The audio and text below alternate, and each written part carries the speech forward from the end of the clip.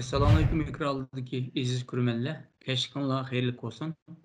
Ben Adil Uygur, Uygur Tadqiqat İnstitutundan hemmanlarga salam yollayman. Arabda institutumuz müdiri şundakla Hacettepe Üniversitesi Edebiyat Fakültesi Tarih Bilimi Okutuvchisi doçent doktor Erkin Ekrem Muallim bilan ötküzüp kelayotgan Xalqaro vaziyat va kun tartibi nomli programmamizninki yangi bölümü huzurunuzda buldu.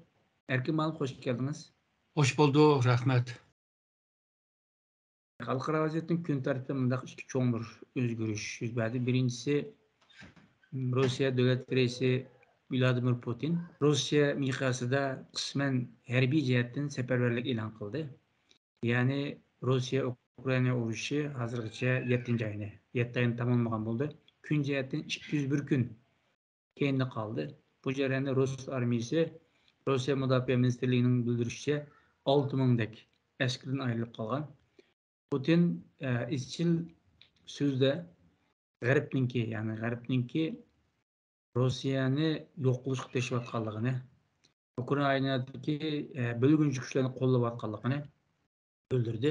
Rossiyaning maqsadi bo'lsa Ukrainaning sharqidagi bu bo'lgunchi kuchlarni ozod qilish ekanligini, shunga Rossiyaninki zamin jihatdan puchligini qo'g'dash va Rossiya manfaatini qo'g'dash uchun barliq har qanday imkoniyatdan to'liq foydalanganligini, hatto yadro bombasini ishlatishdan qat'iy yanmaydiganligini, buning bir chaqchaq emasligini bildirdi.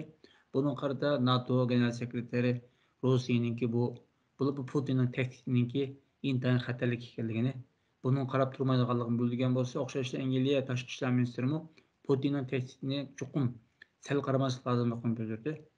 Xitoyma bunun qarata bir inkas qaytarmaganligini hozircha bilmaymiz.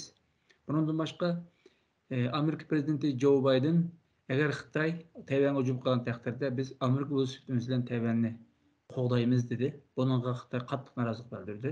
Biz bugungi programmamizda Rossiya prezidenti Vladimir Putinning nima uchun harbiy jihatdan safarbarlik e'lon qilinganligini, nimishqa yadro bombasi qo'llanishdan yaltaymaydiganligini, sababini, shundaqla hozir vaziyat nima bo'layotganligini, buningki qandayroq taraqqiyot barliq qilganligini, Xitoyninki bu jarayondagi rolini yoki buning bo'lgan inkosini analiz qilishdan birga Joe Bidenninki bu so'zni analiz qilamiz.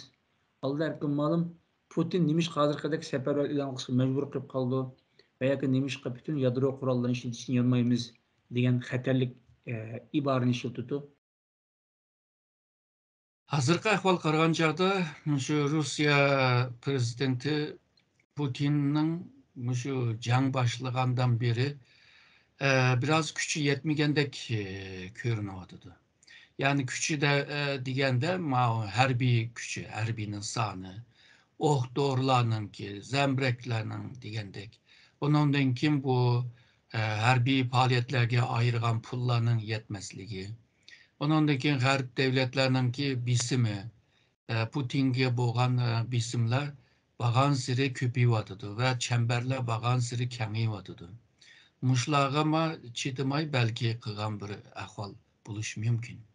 Normalda bu jangga safarbarlik chaqirish jang aychilg'ashga chaqiriladi. Ama Rusyani bilasizlar, bu Ukrainaga besib kirgan chaqda buni alaydı harbiy hareketi davadıdı. Hazır mı şunda davadıdı? Buna jangdan töven bir operasyon seviyedeki bir hareket dep köstüvadıdı bunu. Ama dünyada bunu jang dep köstüvadıdı.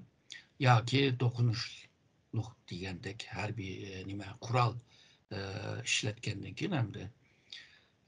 Demek ki bu hazır Putin'inki inada bu bir jangga aylandı. Çünkü jangda bu xil seferberlik çağırıldı o. Eğer de biz Ukrayna hükümetininki bergen san sıfırlarga qaraydigan bolsak, hazırgacha, yani 2. aydan bugünküce Ukraynada 50 mingdan köp Rus askerlerini öldürüptü. Eğer de hazırdaki jangdaki ahırlaşmagan, jangninki beshida turib eğer de 50 ming askerini qolgan bolsa, demek ki harbiy asker yetmayapti degan gap. Shuningga safarbarlik chaqirish. Seferberlik çakırışının yani bu psikoloji ve siyasi cette bir ehemmiyeti var. Yani devletini, milletini, toprağını qoğdab qilish uchun seferber çakırıldı. O vaqtida şu milli birlikni bu tuyg'uni kuchlantirgan bo'ladi. Ve bu jangga bütün milletning hammasi bununla bo'ysungandek ko'ngilnima bununla berdi. Demek cemiyetninki bu birligini qo'g'dayalaydi. Eğer de cemiyette Putin'ninki şu jangni xohlamaydigan yoki jangga qarshi chiqqan odamlar bo'lsa yoki chattig'ida bo'lmagan bo'lsa, misoliga yoshlar. Hozirgi yoshlar Putin'dan başka reisini ko'rib boqmadi endi. 20 necha yil bo'lib ketdi. Shuningga bu Putin bunday qilaversa qanday bo'ladi yoki Putinga qarshi yoki nima chattig'im deb xil yoshlar bor. Yani cemiyette eğer de ideya jihatdan taqilib ketgan bir ahvol bo'lsa, ma jangni bana qilib turib, seferber chaqirgan chaqda birlikni qo'g'dayalaydi. Hem de bu birlik, bu seferberlikni chaqirish bilan birlikte halkning qo'llashi yolg'izla bir moddiy jihatda yoki psixologik jihatda, ruh jihatdan emas, o'zininki mol mulkini hadiya qilib berishmi? Bu mu seferberlik bile başlandı? Ama G'arb devletlerininki mütehassislarning digine qarag'an chog'da Putin bu jangda qiynalib qolganligini davdidi. Yani jangni tutilishninki qiyin bo'lganligini, shuningga bu bisvagan yerlarni darhol bu referendum qilib, bu yerdagi xalqning referendumning neticesi bilan Rossiyaga bog'lamoqchi. Yani alamagan yerine belki köz yetmedi ama ağan yerninki toprağını Rusya'ya qetilishninki niyeti var degandek davadıdı. Vallahi ben de bu deyimiz bu yadro bombası icat kılıngandan başlap yine karşı devletler yani yadro bombası ilgi devletler amal bağlı uruşun tutup kılış için yadro bombasını tutturdu. Uruşlarda yoki to'qinishlarda va yoki surkishlarda yadro bombasi ishlatish ehtimoli tuvan yoki yo'q degan bir gaplarni davomli qilib kelayotgan edik. Faqat hozirgi kungi vaqtida hozir siz deb o'tdingiz, Putin haqiqatan urushda qiynalotganligini, o'zi o'ylagandek natijaga erishamayotganligini ko'rgan bo'ldik. Ammo Putin bütün ko'zlarni ishlatib oldi endi. Qoshiqni ishlatdi, neft ishlatdi va boshqa ko'zlarni ishlatib baktı ama bulamagan vaqtida yadro bombasından ibaret bir ko'zni ishlatishni loyiq ko'rdi deb o'ylaymiz. Yani mushundaq bir ciddi paytda safarlar e'lon qilgan bo'ldi. Yadro bombasından ibaret mushu bir qurolni ishlatishdan ibaret tehdit solgan vaqtida dunyo xeli tevrigan bo'ldi. NATO deymiz, g'arb davlatlari bunga jiddiy qarash lozimligini bildirdi. Mushundaq bir Putinning mushu bir xil ahvol ostida yadro qurollarini ishlatish ehtimoli sizda qanchalik? Bu yadro kural birinci qitim sınışı şu 45. yılın 7. ayının 16 Amerika'da emelleşti. Ondan keyin bir aydan keyinla, bir ay bo'lmayla Japonya'da iki atom bombasını patlattı. Ondan keyin insanlar tushundi, bu bir felaket. Yani insanlıkni yo'qotadigan, bütün canlılarni yo'qotadigan bir kuralken bunun cheklashning yo'lini izlab mangdi. Shundaqla Birleşken Devletler Teşkilatı ramkasında mushu kuralni ishlatmaslik hakkında nurg'un teşvik qilingan. Ondan keyin devletler arası yani bu yadro kuraliga sahip olan devletler arasında mı bazı kelishimlar bo'ldi. 1970'lerge kelgan chog'da aslında bu yadro kural tehdidi 45 yıldan beri bağımdı. 70'li yıllar kelgan chog'da texima avjillashdi, çünkü soğuk jangninki eng qattiq soğuk vaqti. Ama mutaxassislar bir narsani bayqadi, bu bo'lsa her iki tarafda yadro kural bo'lgan taqdirda, bo'libmi son jihatda bir-birisiga yaqin bo'lgan taqdirda aslında hech kim bir-birisiga ishiltamaydigan bir ahvol paydo bo'ldi ekan. Çünkü sen manga birini işlesen, işkini işlesen, ben mi sana birinin içini işlesem, onundan keyin yani hücum kılsam, o vakti de onunki patlagan ve patlap onundan keyin yaratkan o netice yani tahrip küçü bile birlikte insaniyetninki yok buluşu, medeniyetinin yok buluşuga sebep olgaçka aslında bir yadro güçünün tamponluğu diyen bir tamponluk şekillendi. Eğer soğuk jangda ısık jangga aylanmagan bolsa, muşu yadro kuralınınki tamponluğu bile oldu. Yadro kuralıga sahip olan devletler arasında hemisi şu prinsipga boysundu.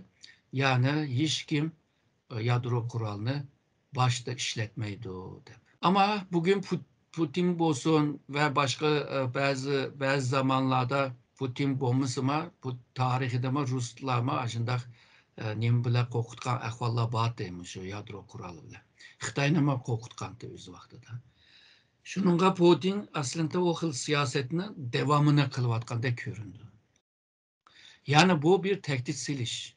Misalga kuralını işletmese, yadro kuralını işletgan niyeti bolmasıma, bu şunun bile korkutalaydı.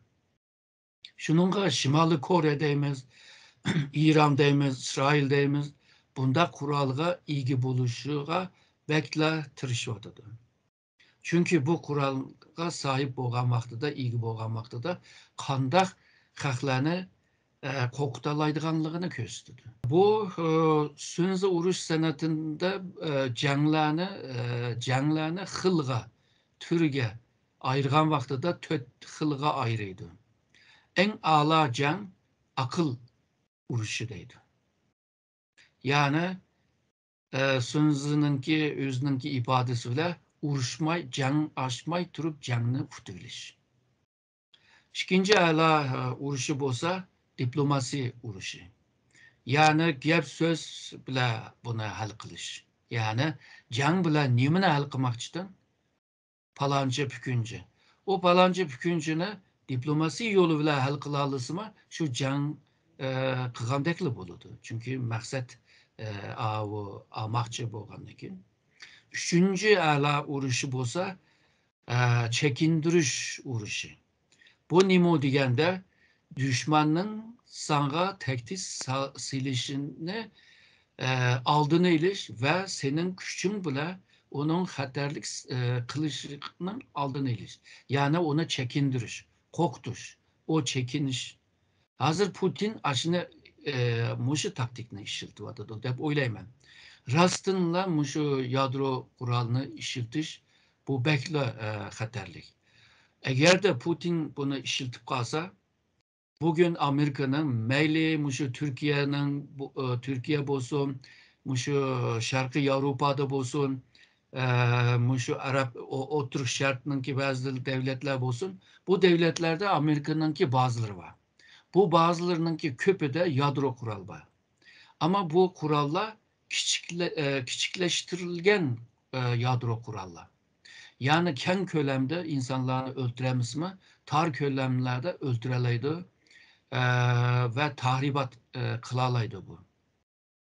Şununla Rusya eğer de nege mesela Ukrayna asla şunu buraya asla Amerika tört taraftan Rusya'ya en yakın rayonlardan yani Rusya'nın hoşun devletlerden bir vasıtayla onun neçesini atalaydı.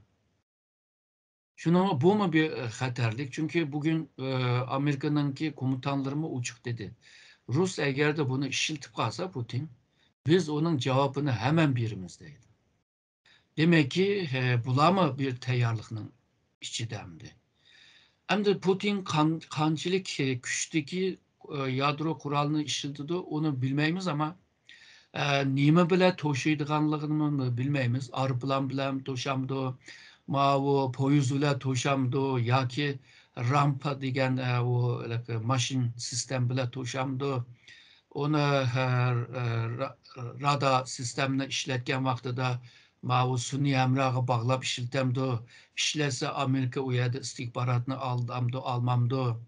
Ve bu kuralını işletken vaxtıda Amerika lazer ve bir xil avaz dolkunu, o mikro avaz dolkununu işiltemdi çünkü anın bişini kaymak duruş için o kuralının. Yani bunlar mürekkep bir neyse ama Ukrayna'dakiler bundan bir korkan tarafını mı kömüdüm hem de. Demek ki Putin kılamaydı degan bir düşüncede yani atom bombını işiltemeydi, yadro bombını işiltemeydi degan bir köz karashda bo'lishi mümkün bu Ukraynalıklar. Bunu Zelenskiy dedi muallim bu.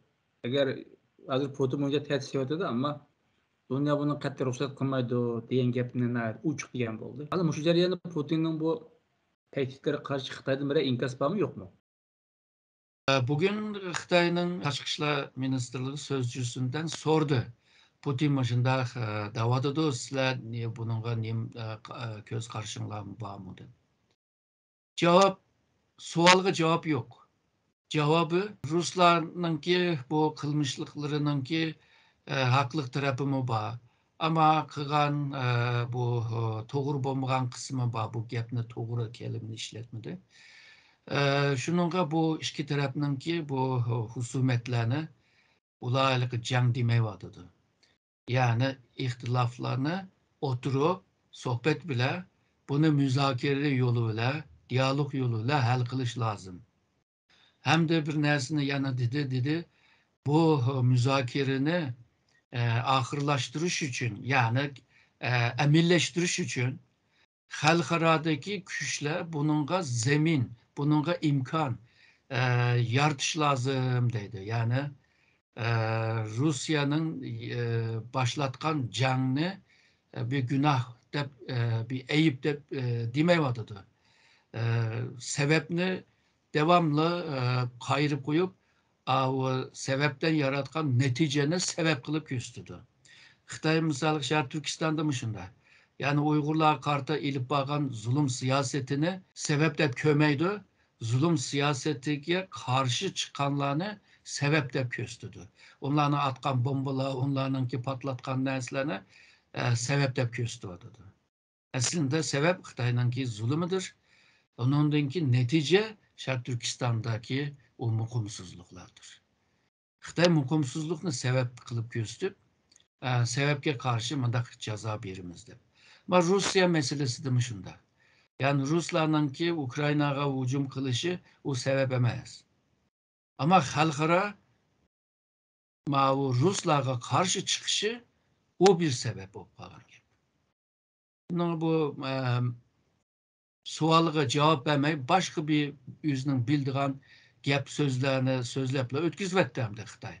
Belki oylaşıvatkan buluş mümkün teki karar biremigen bolsa sözcüler aldırıp demigen boz gerek dep oylayman. Hadi Ukraynalıklar Rusya'nın kılmışın tacavuzçuluk.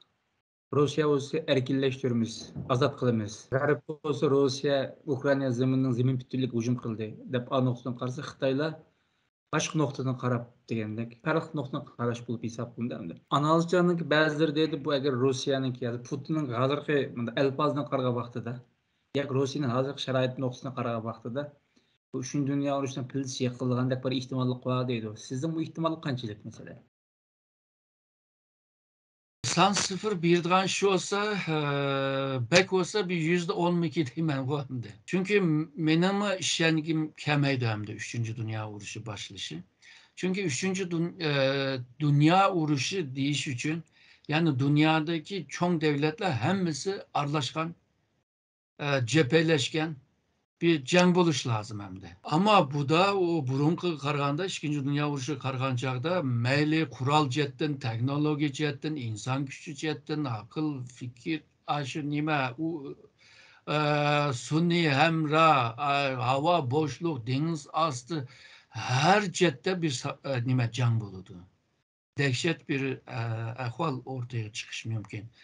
Şu yadro kuralını işletmeyen takdirde mi? Şununla bunda bir can hem de insanın ki hiyalı da belki de kıyın düşünülüdü. Çünkü düşünüştü mü kıyın. Belki hata düşünüvatı ama yakın bir zamanda bu ya ki Putin'den tüpeyle kıldığan bir 3. Dünya Savaşı'nı başlatılan bir ahval yok da körme. Eğer de Putin bunu kıp kalgan bolsa o vaqtda da Rus halkınınki köpü bu dünyada yo'qolib ketdi. Yani Rus milleti yo'qolib ketdi. Rus nüfusu azalyotdi. Bu Sovetlar İttifaqı yıkılgan vaqtida 145 milyon batı, hazır 100 milyonga qarab mangdı davıdı. Bulupmu 2050 yılga bağlan çağda şu Rus nüfusu 100 manga düşüdü deydi. Hatta ondan töven buldu deydi. Ama bu nüfusununki moyun bir kısmı Rus bolmagan halkınınki sanı deydi.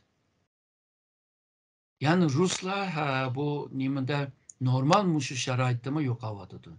Eğer de 3. Dünya Jangını başlatkan bolsa, o vaqtda da bu başka bir yani Rus halkı, Rus milleti degan mi kalmay, qilib qolgan Ruslarni başka milletler özünün içine erip eritdi deb o'ylayman. Yani Rus degan narsa qolmaydi. Şunu bu xatarlik oyunni o'ynamaydi deb Putin qilmaydi deb o'ylayman. Yana Putin o'zi qilaman desimi atrofdagi odamlar to'saydi deb o'ylayman. Akıl, soğuk kalkan təhlükən. Akılın oxusun, akılın təqazası mı şu? Yani kildiğen paydadan çıkıdığan ziyan intayın köpendi. Onun için Putin'den akıllı bir Ruslar bir liderninki mandak patqatlık girişi endi. Hazırca ihtimalden belki yirak dep oylasak oldu.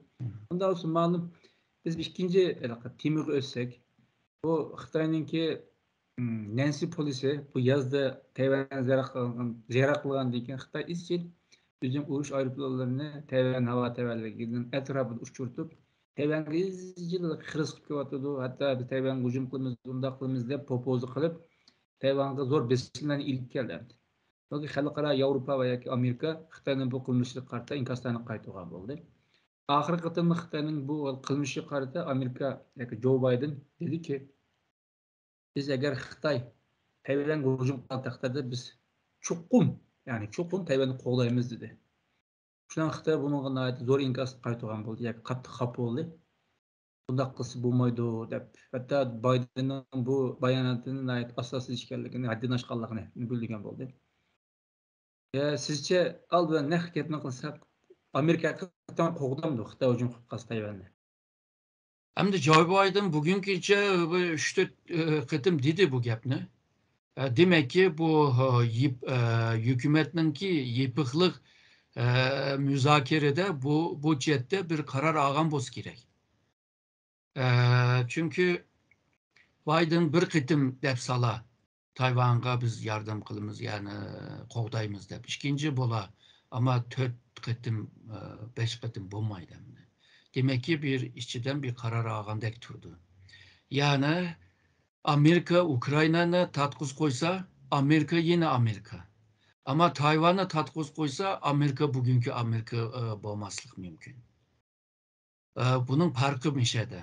Öz vaxtıda ma Eisenhower ma bir komutantı bilsizler. Onunki bu prezident mi oldu? Onun ve onunki komutanındaki bu adamlar Tayvan'a nimet etti desenler Tayvan'da bir uçak gemisi detti. Hiç çökmeyen, suğa çökmeyen uçak gemisi. Yani Amerika için muyumluğunu ya da köstü döndü. Bulup mu bugün Xitay bile bir ihtilaf bulup onundan takabul turvatkan vaxtıda Tayvan'daki bir orunun Amerika için tekme muyum körünü vatıdı. Amerika Xitay bile bir vasmışındak ihtilaf dokunuşluklarını yaratmaslık için Tayvan siyasetini devamlı bir mücmel bir siyaset. Mücmel yani inik bulmagan bir siyasetini ilip bağdı. Yani Tayvan müstakil bolsun mu? Ya biz bile alakası yok. Tayvan Xitay bile birleşsin mu? Bizden çatığımız yok. Digende aşında mücmel bir siyaset. Ne ilip bir vadıdı. Yıkınkı bir işkişinin içinde asta nah bir uçuk, aşkarı bir siyasetine ilip bir vadıdı. Yani Tayvan'a kurallarını, yeni kurallarını sitvadıdı. Tayvan'ınki herbilerini Amerika'nınki ölçümü bile yetiştirvadıdı. Amerika'nın kurallarını rahat işletilmesi için Tayvan'daki bu harbiylerini Amerika'ya apırıp çeniqtiriyotidu yoki Tayvan'da çeniqtiriyotidu. Bunlar burun bu bakan ahvollar emas. Demek ki bu 1979'ning 4-oyda Amerika Tayvan'a qarta chiqargan bir qonun vardı. Yani Tayvan bilan munosabatlar qonuni deb. O qonunda hamda Tayvan agarda xavfsizlik jihatda bir tehditga uchragan chaqda Amerika yardım qiladi deydi. Ama hozirgacha o yardım kelimesininki mazmuni ichi nima bilmaymiz. Çünkü pul basmi yardım xalqarani tashkil qilib, fikrni tashkil qilib Tayvan'a Tayvan'ı qo'llashmi, o mu bir yardım? Kural beriş mi yardım? Pul beriş mi yardım? İnsan geçişi yardım. Ama hazır biz tushundik ki, u yerdagi yardım yani kurallık bilan Tayvan'ı qo'g'dash. Ama Tayvan bilan Xitoyning arasında bir jang chiqishni xohlamaydi. Bo'libmi hozirgi paytda. Şununla jangni to'xtatish uchun Tayvan'ı güçlendirishga tirishyotidi. Yani Tayvan'ı yenemaydigan holiga keltirib Xitoyni chekindirishga tirishyotidi. Ebay dedik o chekindirish bir taktik yani. Yani Xitoy Tayvan bilan Tayvanni deb Xitoy bilan bir jang ichishni Amerika hozirda unga tayyor emas. Fakat benim diginim tayyor diginim her cepten bir tayyorlik. Bo'lmasa jang jetdagi tayyorlik Amerika devamlı bunu tayyorligini qilyotidi. Çünkü her yili Asya Tinch Okyanus'da netçe harbiy manevra elib beryotidi. O rayondaki nurgun devletler bilan elib beryotidi. Yani jang jetde tayyor ama jang bilan birlikte yolg'izla harbiy emas, onunki siyosiy, iqtisodiy, psixologiya, jamiyat, mesela Tayvan cemiyeti bo'lsin, Amerika cemiyeti bo'lsin, psixologik jihatdan bunga tayyormi degandek. Yani nurg'un sohalarni aloqador qiladi bu jangchi. Ajatdagini deyapman. Shuningga bu hozirgacha bu shunday ko'rinyotidi. Tayvan Boğazı'ndaki bu sürtünüş ve bu jiriklik tehi temperatürüsünün düşüşüne yok. Ama Xitay'ınki Amerika'ya Tayvan meselesinde Amerika'ya kartılgan siyasette biraz yumuşamak var. Biraz. Mesela Nancy Pelosi'ninki Tayvan ziyaretinden keyin Amerika birinci qitim ay özünün uruş parkutunu Tayvan boğazından ötkazdi. Burun bolsa Xitoy degan qoqshab, vaqirab, jaqirab shunday qilib ketadi. Amerikaga nota beradi. Ondan keyin Xitoy tashqi ishlar ministri so'zchisi shu muxbirlarni oldida Amerikani o'lgicha tanqid qiladi. Degandek. Ama bu da o'tganda onda chin ovoz bilan vaqirmadi. Mana tünügün yine Amerika Kanada'nınki kimisi, harbiy kimisi parkutı yine Tayvan boğazından öttü. Yanıla onda Çin avazı bile vaqirmadi. Ama Tayvan'a boğan bisimine devam kılıvadıdı. Bugünlerde muşu Xitay Tashqi ishlar ministri Wang Yi mi muşu Birleşken Devletler Teşkilatı'nın umumi yig'inga qatnashgan vaqtidagi ba'zi ifodalarda bor, misolga deydi. Biz Amerika bilan jang qilish yoki o seviyaga munosabatni o nuqtaga olib borishni xohlamaymiz. Yani Amerika bilan o'tirib ba'zi meselelerni so'zlashish yo'li bilan, tinchlik yo'li bilan, müzakere yoluyla hal qilish shart bo'lganligini da'vatidi. Demek ki Xitoyda bir yumuşama var. Ama bu vaqtincha yumuşama mı? Yoki siyaset o'zgardimi? Yani parti kurultay içilmoqchimi 10. ayda. Kelar yili 3. ayda ondan keyin xalq qurultayi ichildi. U yerda qarornomalar chiqdi.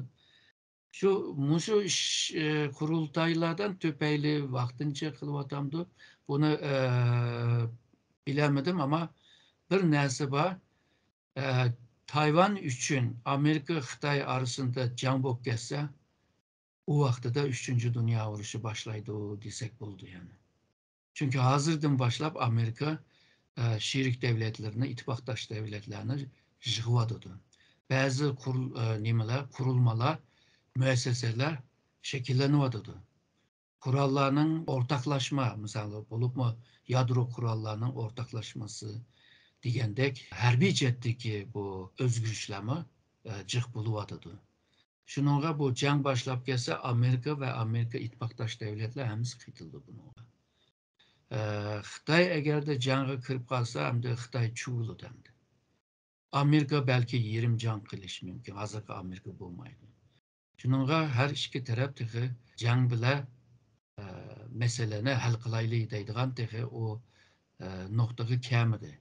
Ama işnim değil bulmaydı tabi. Ahırkı sola ahırlaştırsak bu programımızı. Hazırkıdaki şu Xitay bilen Amerika oturusunda Tayvan sebebiyle şundaq bir türkülüşler yoki her qaysi sahalarda raqobatlar bag'anib kuchayyotidir. Yani muştaq bir paytda o'tganda so'g'antoq buni. Amerikani yana muştaq bir paytdan foydalanib bizning Sharq Turkiston masalasini nisbatan yeni kun tartib tutib yoki onun uchun bir ba'zi tayyorliqlar qilish ehtimoli bormi yo'qmi sizcha? Eğer de Xitay ebey degендek Amerika ile münasebetini yumuşatıvarsa, Şarkı Türkistan meselesinin ki temperaturusunu düşürdü hem de halkının gün tertibide. Ama hazırki muşu siyaset devamlı kıldıgan bolsa, Xi Jinping muşu özünün ki yaxşı gördüğün muşu xil siyasetini devamlı kıldıgan bolsa, Uygur meselesi arlap yani dünyanın ki asas gün tertipke aylındı. Arlap orta seviyede kalıdı ama bu gün tertipten tamamen çıkıp etmeydi. Tamamen çıkıp gitiş için Xitay bile Amerika'nın münasebeti xudu 1971'den kinki elaki bir xil münasebetke aylanish lazım ki Uygur meselesini ama o ikinci planga iştirip koysun yani.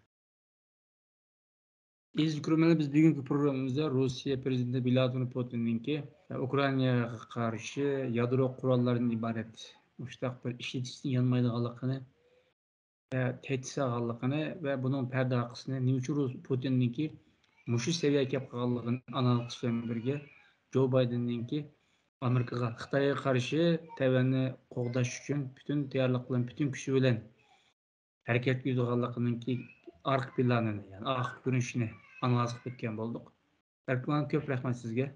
Ben rahmet etmem.